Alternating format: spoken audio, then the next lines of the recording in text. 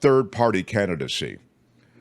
I'm getting more and more in my feeds on social media. I'm getting more and more even in news feeds. I mean, purely political news feeds about RFK Jr., about choices and short lists. I know the Aaron Rodgers things is sort of a sexy story. It doesn't seem as though that would be taken seriously. I mentioned Mike Rowe, who's also on that list. I wonder if you could speak to third-party candidacy and its relevance. And it came up last night that it's not just RFK Jr. who is a third-party candidate. You could the no labels people really may make a push. Yeah, and it looks like they're hunting for a Republican.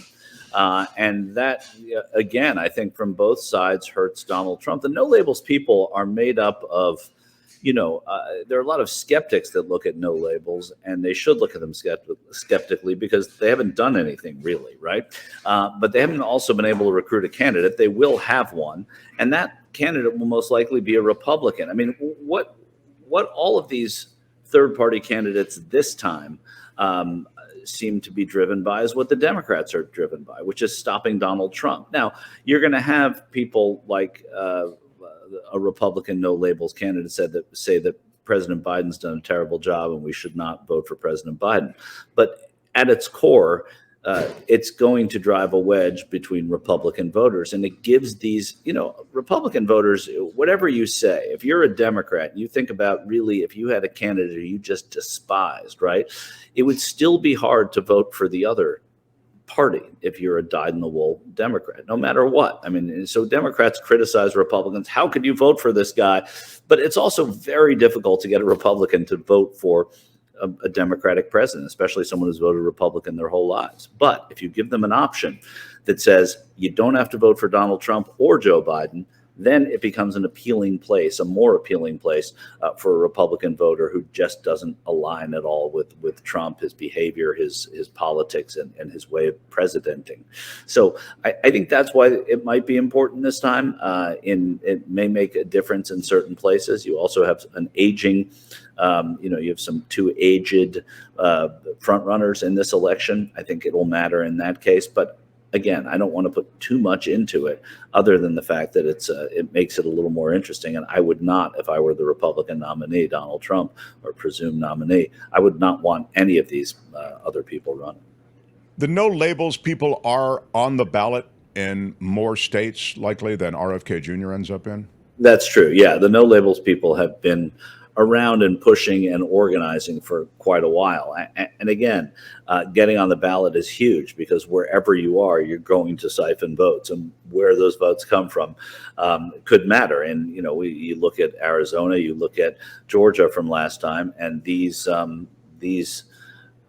margins were so small. I mean, Niles Francis is a kid who has he's got a newsletter called Peach State Politics, where he does, he looks at things that happen on a very granular level in Georgia. And I was reading through some of his stuff about the primary that, of course, didn't matter in Georgia. Biden and Trump did very well in their primaries.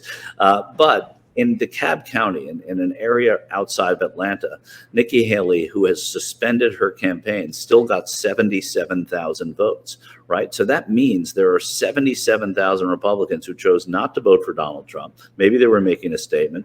Let's say half of them were making a statement. That's 38,500 voters that are going to be looking for someone else to vote for or staying home. And that should worry Republicans in that regard. And that's why a third party candidate could make a difference. And it's interesting, as you say that, I think particularly at this juncture, these primaries did have messages in the results that even as one-sided as they were, didn't really influence outcome. They influenced what you could interpret from the vote. Right. And let's be clear. There are people who are paid to interpret this stuff. And if there's nothing to talk about, then there's nothing to talk about. And that's not great. So you have to find things to talk about. All of these items, though, are interesting. I mean, that stuff that Niles Francis published is super interesting to me. That 77,000 DeKalb County voters outside Atlanta, Republican voters in a Republican primary, voted against Trump.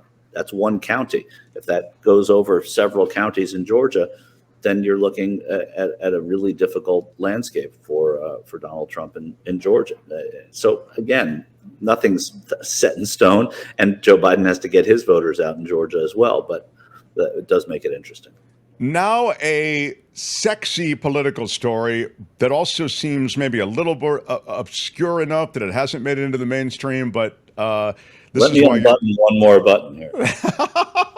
It is oddly related to that kind of thing. This is going on in Ohio. Yeah. There's a Senate primary there, Yeah. and it breaks out into, you know, competition to another level that includes, reference to, I guess, an adult website or an adult meetup kind of website. It's, Yeah. yeah. So this is the Senate primary in Ohio, the race to face Sherrod Brown. It's a three-way contest between Matt Dolan, a guy named Bernie Moreno, and the Secretary of State, Frank LaRose. And Yeah. they had apparently a pretty quiet lead up to this final leg of the race, but now it's gloves off and it's like a hockey brawl. Well, I would say it hasn't been very quiet. So I would argue with you. You have Mike DeWine, the governor, Rob Portman, the former senator, a moderate, someone who calls himself a moderate Republican, but supported Trump a lot when he was in office. And it's Sherrod Brown's seat that they're running for. The Trump people, J.D. Vance, who's the other senator who won the Portman seat, those people have all backed Moreno, and LaRose on the other side is backed by DeWine and the Republican establishment there. And it hasn't been pretty. And that's why Trump is going to Dayton, Ohio tomorrow to kind of stir up a little excitement. But if the Trump candidate loses in Ohio, a slap in the face to Jim Jordan and Donald Trump and the other people in Ohio who are supporting Moreno. And this kind of scurrilous story that came out that the Moreno people have denied. They said it's some kid who used to work for Moreno who messed around with his website. Whether or not that's true, whether or not it should or does matter, it was an account on something called Adult Friend Finder, I think, and it showed Moreno looking for guys to hang around with on this website. I don't know. I think this is going to come down to, I think a lot of minds are made up there. It's going to come down to whether or not the Trump people are going to prevail or the old guard in Ohio is going to prevail. And I don't, maybe this is going to matter to some people, but it's not, it's being dismissed by a lot as well. Oh, okay. So I mean, it's a big story, don't get me wrong, but it's just a question of whether you want to believe it or not, or whether he was framed or not, or whether people are blowing it out of proportion or not. It's smart, dirty politics and what has already been a very dirty primary. So now to something that is being talked about. I think the realities of it are fairly complicated and limited, and that's the TikTok ban. I think that even if you were to vote the ban in, even if the president was to sign it, you still would have it challenged in court. I think there's a long way to go before you could ever really. But all of that said, there's buzz on the Democratic side. I mean, this is what I've read. You can tell me if it's really there. Yeah. About the fact that a TikTok ban would hurt Democrats because their vote is potentially youth vote more than the GOP. So the GOP is already kind of disconnected from TikTok, is the arithmetic, but that young vote, they are connected to messaging on TikTok. And so eliminating TikTok would hurt the Democrats. I'll buy that. This is predictive analysis. Sure. If you're a party that's counting on the youth vote to win the presidency, you're not going to win the presidency, but you also don't want to sacrifice it. If you think that that's the only way to communicate, then you're probably wrong too. I mean, between Snapchat and Instagram and all the other ways they have of communicating, then that's selling the youth vote short. But I do think it's probably a bigger outlet for campaign outreach for the Biden campaign, and a lot of Democrats and a lot of Democratic candidates use TikTok to their advantage. I suspect Republicans do as well, but maybe not in the same numbers. But the biggest part of it is what you started with, which is this is going to take a while. At its worst, or best, whatever your position is on the issue, it will be 6 months after it's decided anyway. So I don't think this is going to dominate the election. I think TikTok will be available to both parties throughout the election, whether there's an appeals process, whether the legislative branch does something, maybe. But I don't think it's going to impact 2024. Is there a social media platform, Michael, that you see relevant, particularly relevant to this campaign, or is it hard to know? I mean, the new X under Musk, is it Facebook, which was, it seems clearly relevant in the way that you can buy advertising and I'm sorry, and dark money can get into all these places. Go ahead. Yeah, I mean, there's a purposeful play by Facebook to avoid politics. I think Truth Social is probably the most galvanizing in terms of getting like-minded people together on one side, and that's the Republican side. That's specifically the Trump, the MAGA side. And then I think that you'd have to look at TikTok and Instagram, less so Instagram, TikTok, and Facebook still, because even if there isn't political content, people on their own posts are able to talk about politics. So I think social media matters, and I think, look, X, Twitter, it's still there for the people that use it, and people still do use it and go to it, and reporters and journalists use it. So I just think its impact has kind of been dulled a little bit as the landscape is figured out. So it's always going to matter, and I think it mattering less might not be a bad thing in the long run. Anyway. Oh, I couldn't agree more. I kind of see Facebook as continuing to be most relevant in among those who are most active politically. Might be a way. I think so too. But amongst their own groups, I think that the content that's being posted, at least what is being purported by Facebook and Meta, is that they want to limit the political advertising, the political messaging that comes across, the political reporting even that comes across on Facebook, which, it creates a huge challenge for the campaigns, right? I mean, because here you are, you're ramping up for maybe the last decade or so. How do we use social media? Then you finally get to a presidential election in 2014. I mean, I remember using Twitter in 2012 at its, at the beginning.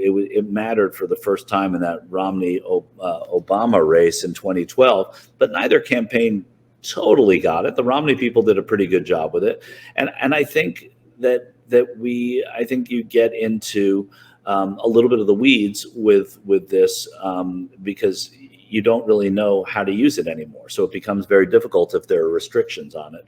And again, if it becomes elitist too, I think that probably hurts the conversation. Plus, these pronouncements of the sort that you've just referenced, that Zuckerberg makes or whatever, that we're going to plus fit. I just don't know.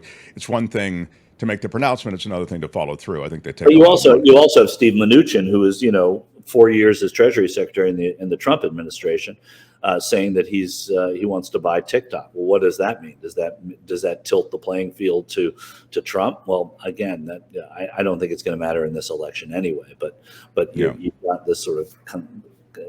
I think you got a lot of rich people who are going to own these social media platforms between Zuckerberg and Musk and potentially Mnuchin or someone like that. And the last thing I'll just say is that YouTube is probably the most powerful platform, and YouTube also silos interests along the way that you've described, along the lines of what you said.